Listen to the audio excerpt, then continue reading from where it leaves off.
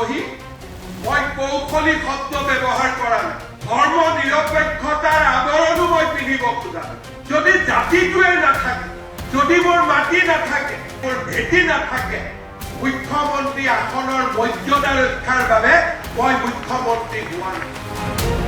২৬ৰ নিৰ্বাচন বিজেপিৰ বাবে সভ্যতাৰ যুঁজ এই যুদ্ধখন আমাৰ অপচন নহয় এই যুদ্ধখন আমাৰ কম্পালচন এই যুদ্ধ বিজয়েৰে হ'ব অসমীয়াৰ অস্তিত্ব ৰক্ষা আজি এই সভ্যতাৰ যুঁজত আমি একমাত্ৰ সৈনিক আমি একমাত্ৰ যুঁজা জাতি ভেটি মাতি থাকিব লাগিব অসমীয়াৰ হাতত যদি সন্মুখত জাতি নাথাকে সন্মুখত যদি মাটি নাথাকে সন্মুখত যদি আমাৰ ধাৰ্মিক স্থান নাথাকে আমি মৰিখালিত গৈ বিধায়ক হ'ম নেকি কংগ্ৰেছৰ এগৰাকী মুখপাত্ৰই মুছলমানৰ বাবে ৪৮খন আসন সংৰক্ষণৰ পোষকতা কৰা বিষয়ত পুনৰ গৰজি উঠিল মুখ্যমন্ত্ৰী ২৬ৰ নিৰ্বাচনক সভ্যতাৰ যুঁজ আখ্যা দি মুখ্যমন্ত্ৰীয়ে কঠোৰ সমালোচনা কৰিলে বিৰোধী কংগ্ৰেছক মুখ্যমন্ত্ৰীৰ দাবী কংগ্ৰেছৰ পৰিস্থিতিতন্ত্ৰ নিৰ্ভৰ কৰে মুছলমানৰ ওপৰত কংগ্ৰেছ দলৰ মঞ্চৰ পৰা কৈছে যে ৪৮টা সিট মুছলমানৰ কাৰণে ৰিজাৰ্ভ হ'ব লাগে কংগ্ৰেছে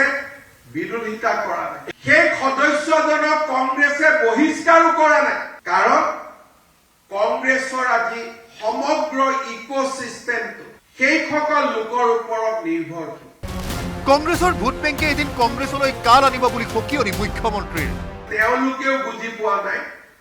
যে যিদিনাখনেই অসমত ৫০% তেওঁলোকে ক্ৰছ কৰিব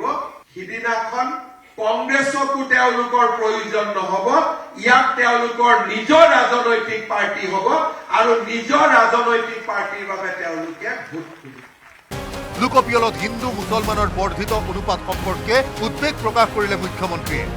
২০২৭ৰ যেতিয়া সেন্সাছৰ প্ৰতিবেদন ওলাব অসমত বাংলাদেশী মূলৰ মিয়া মুছলমানৰ সংখ্যা ৪০%ৰ আশে-পাশে হ'ব এক বিপন্ন ভৱিষ্যতৰ কথা দোহাৰিলে মুখ্যমন্ত্ৰীয়ে ২০ বছৰৰ পাছত হ'ব কি বাংলাদেশত যেতিয়া দীপু দাসক জীৱন্তে অগ্নিদগ্ধ অৱস্থাত আমি দেখা পাওঁ তেতিয়া অসমীয়াই ২০ বছৰ পিছত আমি কি পৰিস্থিতিৰ সন্মুখীন হ'ব লাগিব তাক আজি সকলোৱে স্পষ্টভাৱে দেখা পাইছে অসমৰ বাহিৰে বিশ্বত কোনো এখন ৰাজ্য নাই য'ত মূল অধিবাসী ৬০%ৰ তললৈ নামিছে বিশ্বত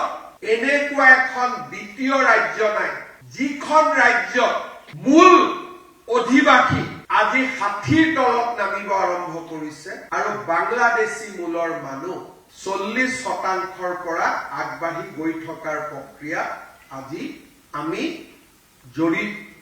আমাৰ চকুত দেখা পাইছো বাংলাদেশী মূলৰ লোকসকলৰ বিশ্বাসযোগ্যতাক লৈও প্ৰশ্ন তুলিলে মুখ্যমন্ত্ৰীয়ে আজি এইসকল লোকৰ লয়েলিটি ক'ত তেওঁলোকৰ খুৰাক এতিয়াও বাংলাদেশত আছে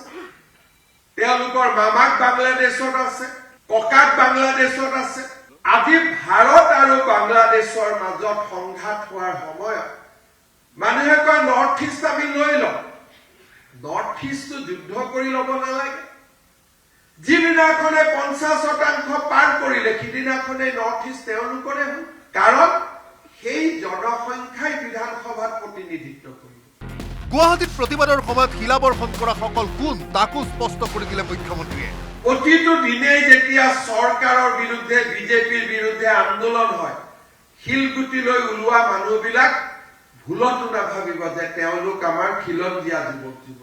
অসমক পশ্চিমবংগ হ'বলৈ নিদিয়াৰ হুংকাৰ আমি অন্তত অসমখনক পশ্চিমবংগ হ'ব দিয়া নাই ইমানখিনিলৈকে আমি কৰবাত নহয় কৰবাত সফলতা পাব পাৰিছো উচ্ছেদৰ প্ৰসংগত মুখ্যমন্ত্ৰীয়ে ক'লে সভ্যতাৰ যুঁজত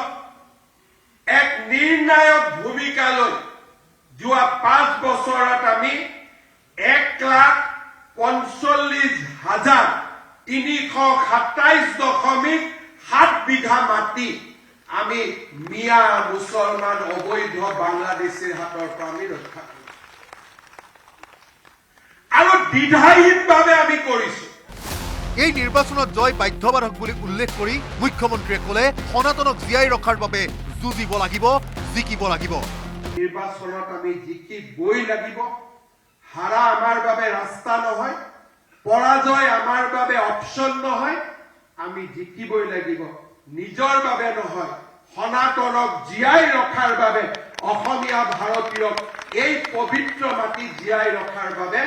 এই নিৰ্বাচনত আমি যুঁজিব লাগিব, জিকিব লাগিব। সঞ্জয় বৰাৰ সহযোগত Hirakjyoti Malakar report, news 18 Assam north east.